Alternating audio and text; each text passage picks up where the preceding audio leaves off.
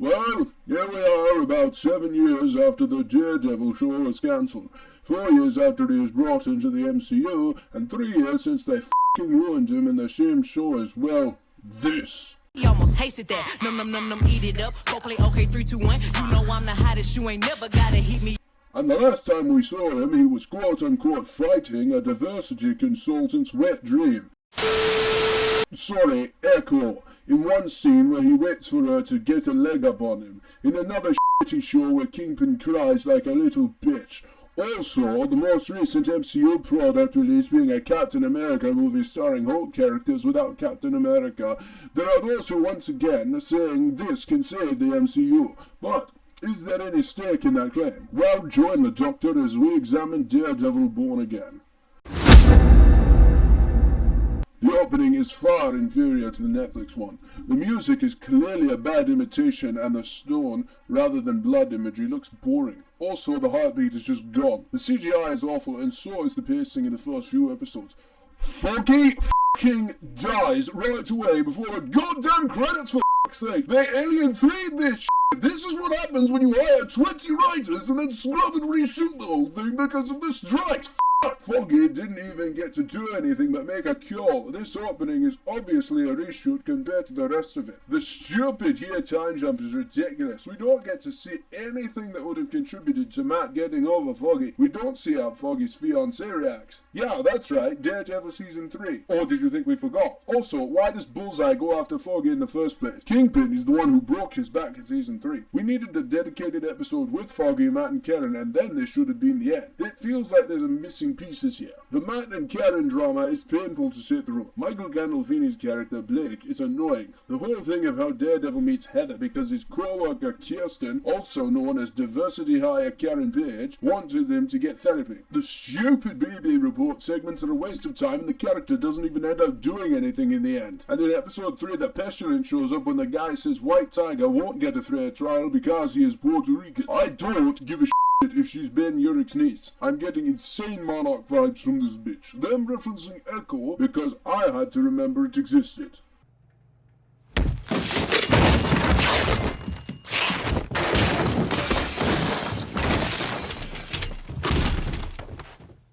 I swear this is modern Pestilence-ridden writers trying to write Batman in the comic. It's the same thing. The weird transition between scenes, especially the opening, it seems like they cut out a few shots that would explain things. Kingpin is clearly an Orange Man allegory and I'm sick of it. He's a convicted felon running for office. Figure it out. BB is annoying reporter cliche number 6000 and I hate every time Marvel does it. Usually it's just with video game MJ. Kingpin going to therapy. Yeah, I'm sure this is what everyone wants out of a Daredevil show. The hero and villain going to therapy. The whole world gone crazy!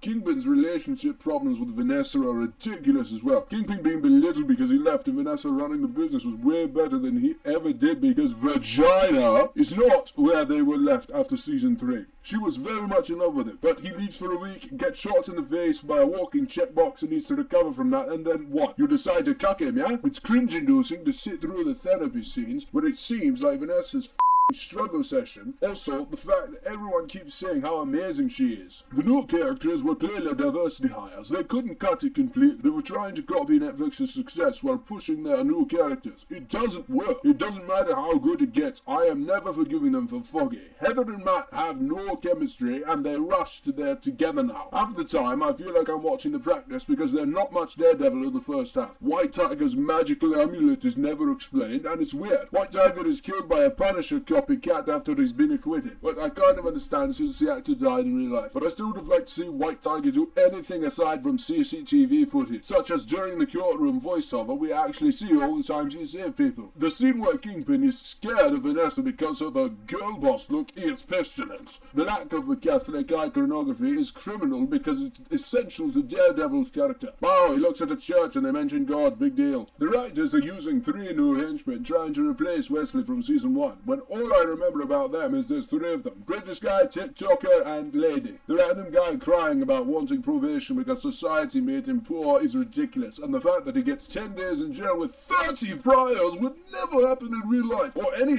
lawyer show for that matter. Wow, they keep putting me in jail. Stop committing crimes then! Episode 5 as a whole is the worst one. It's used to promote Miss Marvel, even though she doesn't appear, but her dad does, so... Please clap. In this episode, the action is just meh.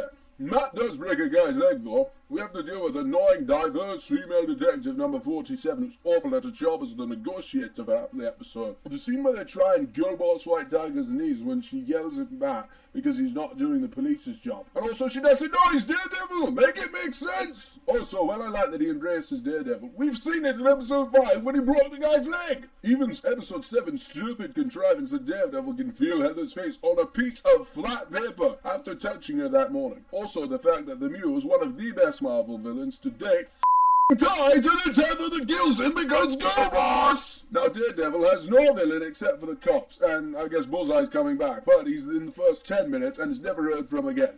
Heather saying that she saved herself from Muse. With what, sweetheart? You're acting? Heather treating Matt like when he's concerned for her. When is Matt going to grow some balls and dump this Kingpin again crying like a little bitch and the stupid head bump, cause no kissing! Bullseye's gone for far too long. They should have done Matt visiting him a few times at least, because I seriously forgot he was in it until episode 8. Also, he's an absolute pussy about being in the general population. Comic book Bullseye would kill everyone in that place and make them his bitches. The Bullseye scene by itself is good, however. Why they included the swordsman in this is beyond me. He's pretty much useless. Kingpin hunting down all the vigilantes presents a problem because where is Spider-Man and why is he not helping? The cliffhanger can easily lead into Spider-Man 4, but Disney, Marvel, is far too stupid to do that. Plus, Sony deliberately keeps Spider-Man out of the shows because they don't want Marvel f***ing him up. Also, the cliffhanger itself is an awful decision. So many plot threads are unresolved. Doing a cliffhanger is not an excuse for your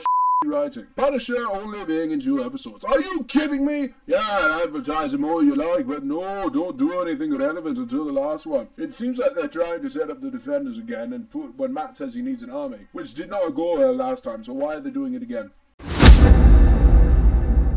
The acting is quite good across the board. The diner scene in the first episode is great. Both actors slip right back into Kingpin and Daredevil, but it should not be the actor's job to carry the writing. We get a Spider-Man reference, which I guess is cool. The White Tiger is a welcome addition, although the actor is dead. Daredevil's character as being insanely brutal is amazing because he never really killed before. Despite the circumstances, I actually like that Hector's niece Angela is going to be the White Tiger now. Punisher is amazing once again when he eventually shows up. Episode 6 is decent, but we shouldn't have to wait this long to get an actually good episode. Daredevil's fight with the Muse is masterfully done, and the whole Muse subplot is really good as well. The parallels at the end when Kingpin beats the hell out of the guy that cucked him and Daredevil is about to kill the Muse, I really love. And he actually saves White Tiger's niece, even though she was kind of a bitch to him earlier. Also, the Catholic iconography returns a little here. We actually see Matt praying, so it's something, I guess. The Muse himself is an amazing part of the show, and it sucks that he fucking dies after becoming interesting! I really love how Bullseye escapes by breaking his tooth, although I guess that was Matt. Bullseye's recruitment scene in the final episode is also quite good. Daredevil and Punisher taking out the cops is a really good scene, and I wish there was more like it. Karen comes back for the finale too, but again, she should have been in the whole season. The way Kingpin kills the Commissioner is so in character that it makes you wonder where this level of writing has been the whole time.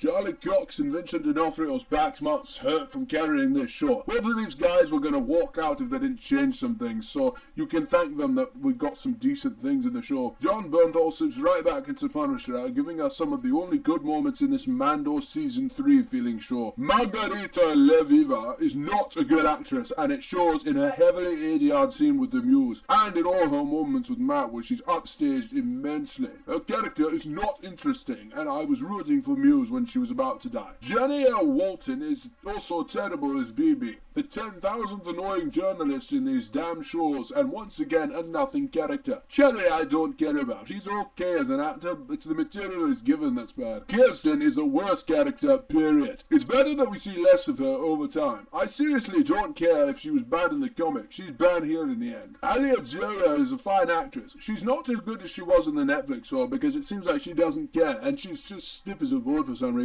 Maybe the writers told her to be though. The stupid henchmen at Kingpins are also also nothing. Michael Gandolfini is the most interesting one, and that's only because he's a good actor. You cannot replace Joby Leonard Moore as Wesley. You just can't. Camar de los Reyes is really good in the brief time he's in it. I would have liked to see more of him. Wilson Bethel is good in the short time we have him as well. We should have seen more of him as well because he brings his A game. But the standout for me is Hunter Doohan as the Muse. He's completely upstages Heather in the scene where he's going to kill her, and even when he doesn't talk, he's amazingly menacing. The problem is, he's another narrative dead end. He was absent from the first few episodes, then randomly showed up with no build-up, and now he's dead. Deborah Ann Woll is amazing. The problem, once again, is that she's barely in it. Same with Eldon Henson. I can't really say he was good or not, because 75% of his screen time is him bleeding out on the ground.